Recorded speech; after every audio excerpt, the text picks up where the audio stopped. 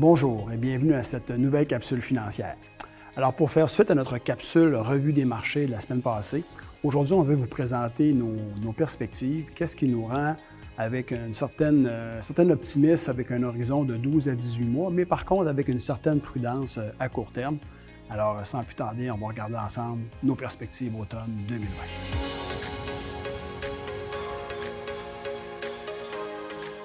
Alors, comme on peut le constater, lorsqu'on a regardé lors de la dernière capsule financière le lien qu'il y avait entre l'événement de la COVID et ce qui se passe actuellement, en fait, ce qui s'est passé au niveau de la crise financière, alors on voit vraiment qu'il y avait une similitude de la façon que les marchés boursiers ont réagi.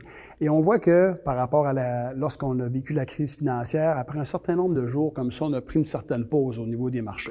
Alors, on verra si ça va nous amener les mêmes effets avec le rebond actuel. Mais ça demeure quand même qu'on trouve que le marché est un peu suracheté à l'heure actuelle. Lorsqu'on regarde notre indicateur maison qui fait état du sentiment du marché, on voit qu'on est dans une zone quand même d'optimisme. Et on sait que ces zones vertes-là sont souvent un signe d'un marché qui est quand même assez élevé, alors qu'on préfère davantage se positionner en achetant lorsque c'est dans une zone un peu plus de pessimisme. Alors donc, c'est encore une fois un petit peu de prudence à court terme. On parlait la semaine passée des avantages ou de la croissance, de la performance que la technologie nous a apporté, entre autres, là, en 2020. Et on voit ici que c'est pas un feu de paille parce qu'on a quand même des entreprises que lorsqu'on regarde la croissance de leurs revenus, qu'on le compare à ce qui se fait dans le marché de façon générale, même la croissance au niveau des profits, 21% de croissance en moyenne depuis une période de 10 ans, c'est quand même des choses que, comme investisseur, des éléments ou je vous dirais dans le fond, des statistiques qui font notre affaire de pouvoir investir dans des compagnies qui ont une forte croissance de leurs bénéfices, comme on le voit à l'heure actuelle. Ceci étant dit, les arbres ne poussent pas jusqu'au ciel. Il y a des limites à certaines évaluations. Et on peut regarder d'ailleurs que quand on compare les marchés, parce qu'on entend beaucoup actuellement que les marchés sont très bien évalués en termes de ratio cours-bénéfice.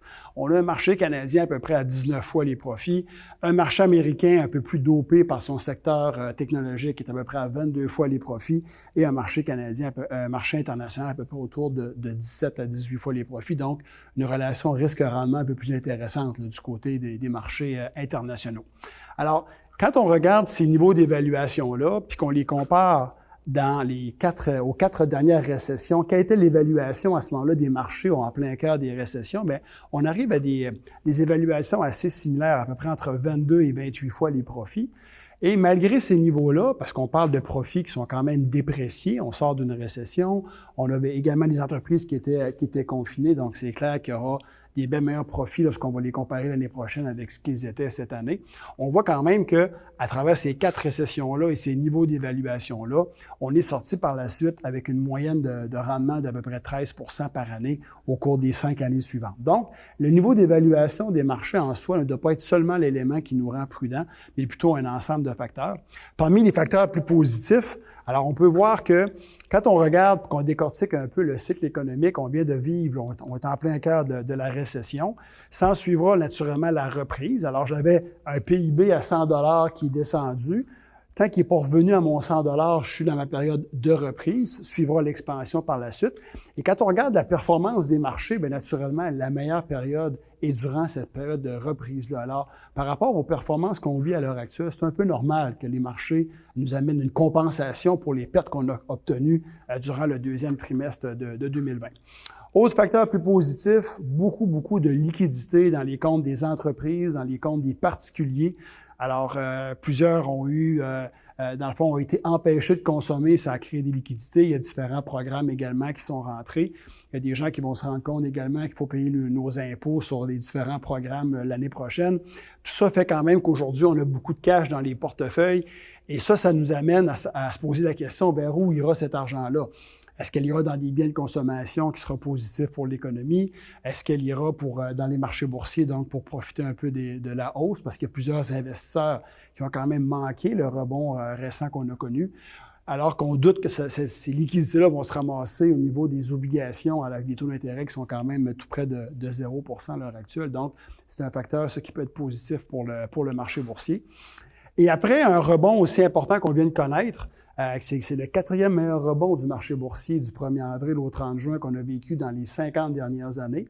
À quoi qu'on peut s'attendre comme rendement si on regarde le passé lorsqu'il y a un excellent trimestre comme ça. Et on voit que la tendance, c'est rare que c'est un feu de paille d'avoir un excellent trimestre comme ça et que par la suite, les marchés, dans le fond, vont retomber. On regarde ça sur une période de 5 ans et on se rend compte qu'à 9 fois sur 10, les marchés ont connu une performance en moyenne de 10 % par année dans les années qui ont suivi. Donc, ça, c'est encore une fois un événement qui est positif. Autre positionnement auquel on doit se casser la tête un petit peu, les mouvements de la monnaie. Alors, comme on le sait, le dollar canadien est tombé à 69 sous là, au mois de mars. Il revenait à peu près autour de 75,5. En fait, c'est le dollar US là, qui a perdu de la valeur.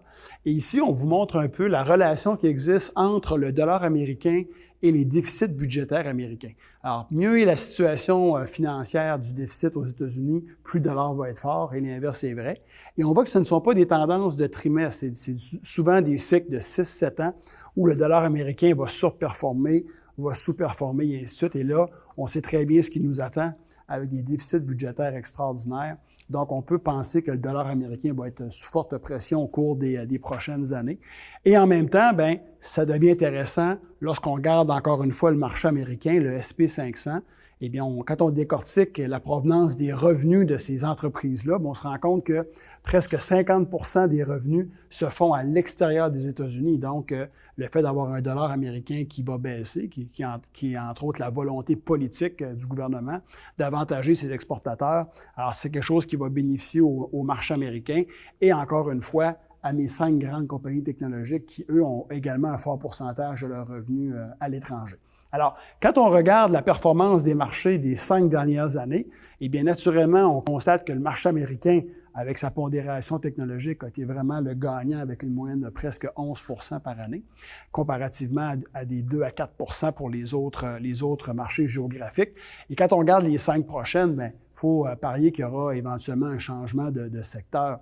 Actuellement, on n'en a que pour les titres croissance, éventuellement les titres plus valeurs, donc les finances, les ressources naturelles pourraient revenir à la mode, ce qui fait qu'on pense que, sans dénigrer la performance à venir du marché américain pour les différents attributs que je faisais mention un petit peu plus tôt, on pense quand même que c'est important d'être bien positionné sur le marché canadien et également sur les marchés internationaux.